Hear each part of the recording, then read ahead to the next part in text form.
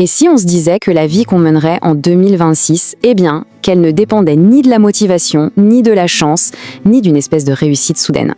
Tout ça, c'est super excitant, c'est vrai, mais ça ne dure pas.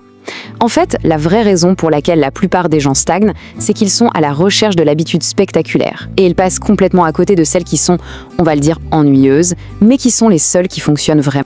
On nous a toujours vendu cette idée que la motivation, c'était la clé de tout. Mais soyons honnêtes, c'est une base bien trop fragile. La motivation, ça va, ça vient. Et dès que l'inspiration s'en va, qu'est-ce qui se passe?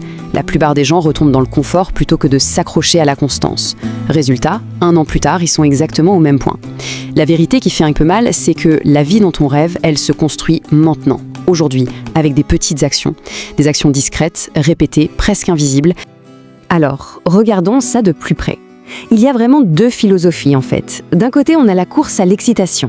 Les grandes promesses du nouvel an, on attend la révélation, le truc qui va tout changer. Et de l'autre côté, il y a, appelons ça l'approche ennuyeuse. C'est quoi? C'est la constance de chaque jour, le progrès silencieux, une discipline qui finit par devenir un automatisme. Ces habitudes-là, c'est sûr, elles ne sont pas très instagrammables. Elles n'ont rien d'impressionnant sur le moment. Mais ce sont elles qui, en coulisses, travaillent pour nous, lentement mais sûrement. Ok, alors, par où on commence? La plupart des gens pensent tout de suite au rituel du matin, le fameux Miracle Morning. Mais la vérité, c'est que ce qu'on fait avant de se coucher est peut-être encore plus puissant. En gros, une journée réussie, elle se prépare la veille au soir. C'est vraiment un point essentiel à comprendre. C'est parce que les habitudes qu'on a le soir, elles façonnent littéralement le cerveau pendant le sommeil. C'est elles qui vont déterminer le niveau d'énergie, la concentration et même la motivation avec laquelle on se réveille le lendemain. Le corps, la nuit, il ne fait pas que dormir. Il est en plein travail. Il répare, il classe les souvenirs, il recharge l'équilibre émotionnel. La science a un nom pour ça. C'est le rythme circadien. C'est notre horloge biologique interne. Et quand les soirées sont chaotiques, on connaît tous ça. Le scrolling sans fin sur les réseaux, le café un peu tard, les pensées qui tournent en boucle, eh bien, le cerveau n'arrive jamais à se réinitialiser complètement. Et au fil du temps, ça ne rend pas juste un peu fatigué, non, ça va plus loin, ça affaiblit la concentration et ça vide la jauge de motivation. Du coup, voici un petit rituel tout simple en 4 étapes. Première étape, le crépuscule numérique. L'idée, c'est juste d'éteindre tous les écrans au moins 1 heure avant d'aller dormir. Deuxième étape, faire le bilan. Ça peut être quelques minutes à écrire dans un carnet, juste pour vider sa tête, pour déposer la journée et ne pas l'emmener avec soi sous la couette. Troisièmement, envoyer un signal de repos à son corps. Ça peut être une tisane, quelques étirements tout doux, quelque chose qui dit « Ok, c'est la fin ». Et enfin, la dernière étape, optimiser son environnement. Une chambre fraîche, sombre et la plus calme possible. Voilà, une fois que cette base nocturne est en place, on peut s'attaquer aux habitudes de la journée, celles qui vont vraiment créer une dynamique. Et là, la règle d'or, elle est simple. La répétition bat la perfection. On parle d'actions qui, franchement, ne payent pas de mine, mais qui, une fois accumulées, changent absolument tout. Et ce qui est génial, c'est leur simplicité. Aucune de ces habitudes n'est spectaculaire.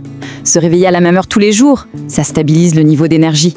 Une petite marche quotidienne en silence, sans podcast, sans musique, juste pour laisser son esprit respirer. Manger plus ou moins les mêmes repas simples, ça élimine la fatigue de devoir décider tout le temps. Et épargner avant de dépenser, ça, c'est se payer soi-même en premier. Tout ça, ce sont les fondations. Tenez, prenons un autre exemple. La lecture. Combien de fois on entend « Ah, j'ai pas le temps de lire », mais bizarrement, on trouve toujours le temps de scroller pendant des heures. L'objectif ici, c'est pas de se dire « Je vais lire un livre par semaine ». Non, c'est beaucoup plus simple. C'est juste ce chiffre, 10. 10 petites pages par jour. Ça a l'air de rien, dit comme ça, 10 pages, mais regardez l'effet boule de neige. Ça se transforme en 12 à 15 livres lus dans l'année. Sans pression, sans avoir l'impression de faire un effort surhumain. Et lire, ce n'est pas juste accumuler de l'info, ça change discrètement la manière de penser, de s'exprimer et de voir le monde. Revenons un instant sur l'épargne. C'est sûr, c'est pas l'habitude la plus sexy du monde, mais son impact, il est énorme. En mettant de l'argent de côté en premier, même une toute petite somme, on ne fait pas que construire un capital.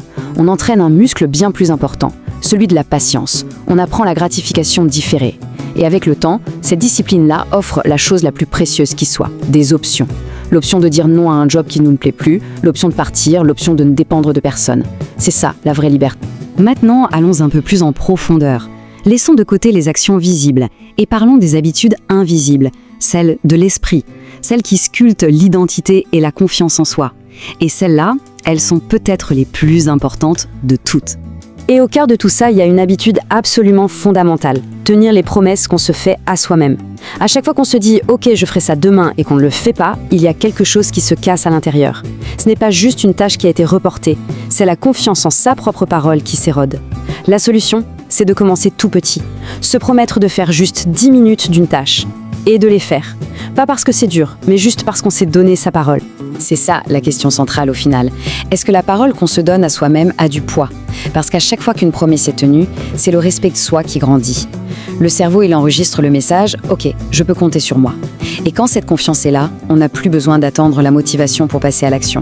On agit tout simplement parce qu'on a donné sa parole à la personne la plus importante, soi-même. Le truc, c'est que la plupart des gens vivent en pilotage automatique.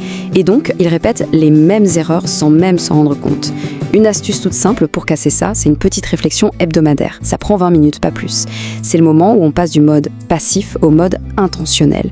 Juste 3 questions pour repérer les petits cailloux dans la chaussure avant qu'ils ne se transforment en vrais problèmes.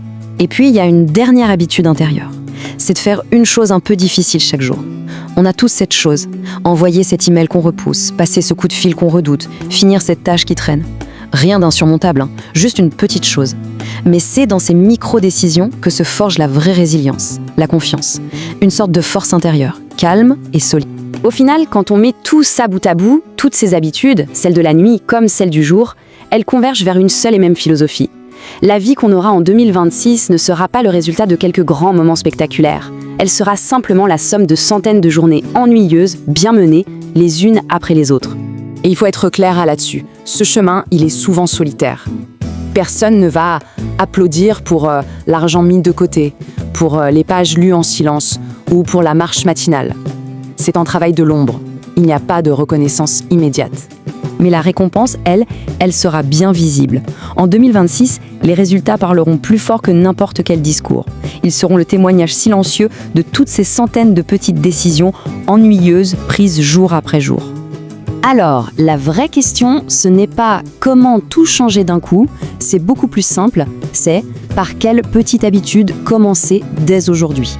Il suffit d'en choisir une seule, parce que la personne que chacun souhaite devenir en 2026, eh bien elle est là, en train de regarder, en espérant que ce fameux travail ennuyeux, qui change tout, ne soit pas abandonné une fois de plus.